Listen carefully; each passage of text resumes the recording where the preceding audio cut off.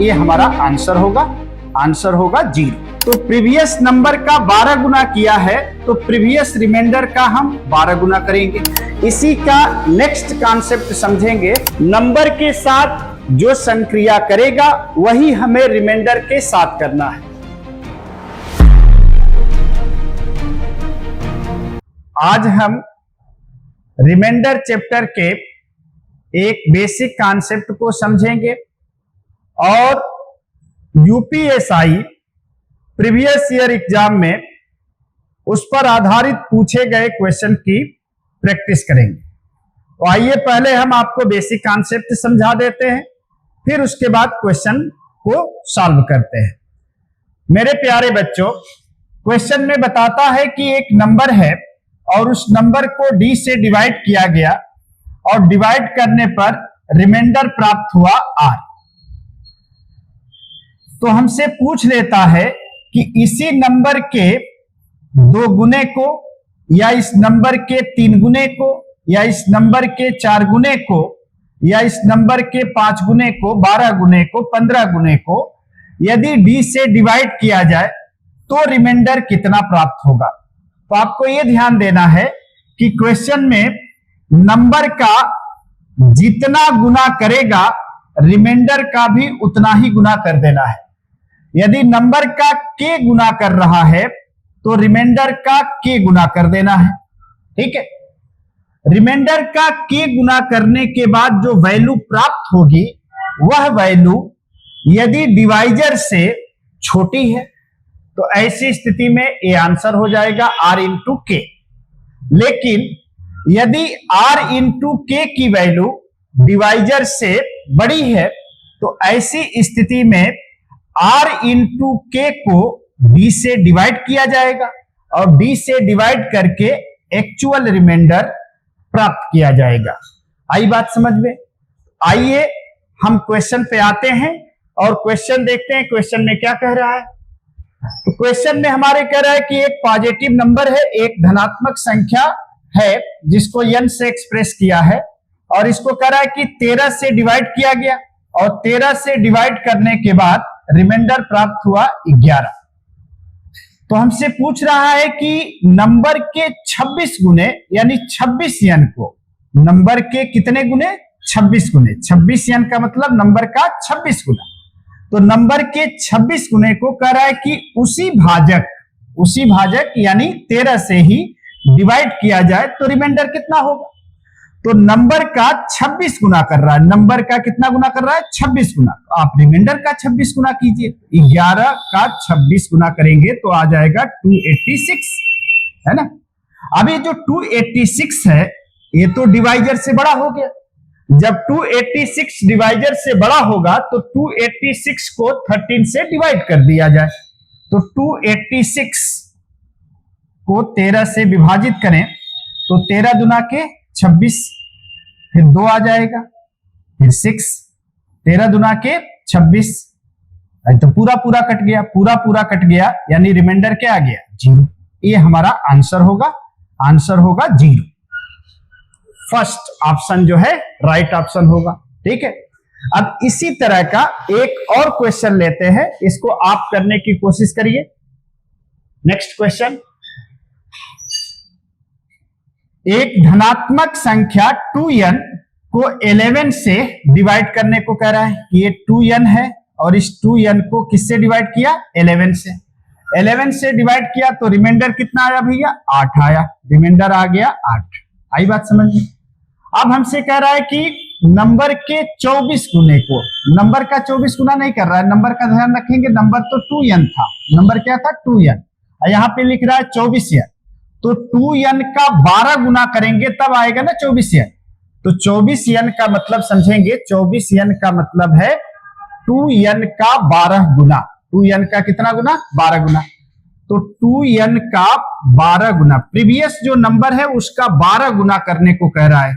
Previous जो number है उसका 12 गुना करके यदि हम 11 से डिवाइड करें तो रिमाइंडर कितना होगा? ठीक है, तो प्रीवियस नंबर का 12 गुना किया है तो प्रीवियस रिमाइंडर का हम 12 गुना करेंगे। 12 बट्टे कितना होगा? 96। अब 96 डिवाइजर से बड़ा है तो 96 को 11 से क्या करेंगे, डिवाइड कर देंगे। डिवाइजर 11 ही तो है, तो 11 से डिवाइड किया, 11 का 8 गुना हो गया 88। अब इसको माइनस करेंगे तो 8 ही आएगा, तो रिमाइंडर आ गया 8। यही आपका राइट आंसर है। तो सही उत्तर होगा इसका, सही विकल्प होगा कौन सा, डी। आई बात समझ गए।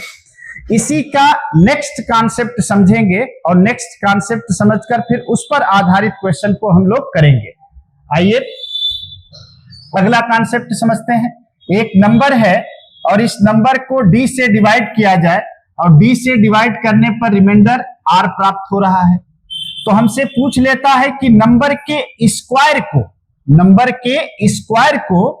यानी n स्क्वायर को b से डिवाइड किया जाए तो रिमाइंडर क्या होगा, है ना। तो ध्यान रखेंगे गणित में 4 संक्रियाएं होती हैं। जब नंबर में गुणा करेगा तो आपको रिमाइंडर में गुणा करना है, जब नंबर में जोड़ेगा तो आपको रिमाइंडर में जोड़ना है, जब नंबर में से माइनस करेगा तो रिमाइंडर में से आपको माइनस करना है। आई बात समझ में, हाँ जी। तो जब नंबर का स्क्वायर करेगा तो रिमाइंडर का स्क्वायर कर देना है, नंबर का क्यूब करेगा तो रिमाइंडर का क्यूब कर देना है। तो समझेंगे, नंबर का स्क्वायर किया है तो आपको रिमाइंडर का स्क्वायर कर देना है। अब ये जो आर स्क्वायर है इसकी वैल्यू डिवाइजर से छोटी है, तो यही आंसर हो गया। यदि आर स्क्वायर की वैल्यू डिवाइजर से बड़ी है तो ऐसी स्थिति में आर स्क्वायर को डी से डिवाइड करेंगे, डिवाइजर से डिवाइड करेंगे और डिवाइड करके एक्चुअल रिमाइंडर प्राप्त करेंगे। तो क्वेश्चन को समझते हैं। क्वेश्चन क्या है, जब किसी संख्या को 17 से विभाजित किया जाता है तो शेषफल 6 प्राप्त होता है। यानी कोई एक नंबर है, उस नंबर को हमने n से एक्सप्रेस कर लिया और इस नंबर को 17 से 17 से डिवाइड किया गया तो रिमाइंडर प्राप्त हुआ 6, रिमाइंडर प्राप्त हुआ 6। जब उसी संख्या के स्क्वायर को, यही जो संख्या है इसी संख्या के स्क्वायर को कह रहा है कि 17 से डिवाइड किया जाए तो रिमाइंडर कितना होगा। तो नंबर का जब स्क्वायर किया है तो हम रिमाइंडर का स्क्वायर करेंगे। 6 का स्क्वायर किया, 6 का स्क्वायर किया तो कितना हो गया 36। अब ये जो 36 है यह 17 से बड़ा है। यदि छोटा आता, यहाँ पे स्क्वायर करने पे वैल्यू जो है 17 से छोटी आती तो वही आंसर। 17 से बड़ी आ रही है वैल्यू, इसलिए इसको 17 से डिवाइड करके एक्चुअल रिमाइंडर प्राप्त करेंगे। तो 36 को 17 से भाग दे दिया, 17 दुना के 34, एक्चुअल रिमाइंडर आ गया कितना 2। तो राइट ऑप्शन हमारा होगा सी ऑप्शन। आई बात समझ में। लास्ट क्वेश्चन इस कॉन्सेप्ट पर हम लेंगे और उसको समझेंगे। ध्यान रखेंगे, नंबर के साथ जो संक्रिया करेगा वही हमें रिमाइंडर के साथ करना है। तो अगला क्वेश्चन क्या है भैया, देखेंगे। अगला क्वेश्चन है कि एक पॉजिटिव इंटीजर से एक धनात्मक पूर्णांक n है और उसको 12 से डिवाइड किया, 12 से डिवाइड किया और डिवाइड करने पर रिमाइंडर प्राप्त हुआ कितना 5, है ना। ध्यान रखेंगे, इस नंबर के साथ जो होगा वही संक्रिया आपको इस रिमाइंडर के साथ करना है। तो क्वेश्चन में कह रहा है कि 8n स्क्वायर प्लस 7, यानी नंबर का स्क्वायर किया, उसका 8 गुना किया, फिर इसमें 7 को जोड़ दिया, ठीक है, और इसको किससे डिवाइड कर दिया 12 से। तो हमसे पूछ रहा है कि बताओ रिमाइंडर क्या होगा। तो नंबर का स्क्वायर करके 8 गुना किया और उसमें 7 जोड़ा, तो आप रिमाइंडर का स्क्वायर करिए और स्क्वायर करके इसका 8 गुना करिए, फिर इसमें 7 को जोड़ दीजिए। तो 5 का स्क्वायर करेंगे 25 होगा, 25 में 8 से मल्टीप्लाई करेंगे, 25 × 200, 200 में 7 को जोड़ेंगे तो आ जाएगा 207, 207, है ना। अब ये जो 207 है ये तो डिवाइजर से बड़ा है, तो 207 को यानी 207 को हम 12 से भाग देंगे, तो 12 एकम में 12, घटाएंगे 8 आएगा, 87 हो जाएगा, 12 7 84। अब एक्चुअल रिमाइंडर आ गया कितना 3 आया।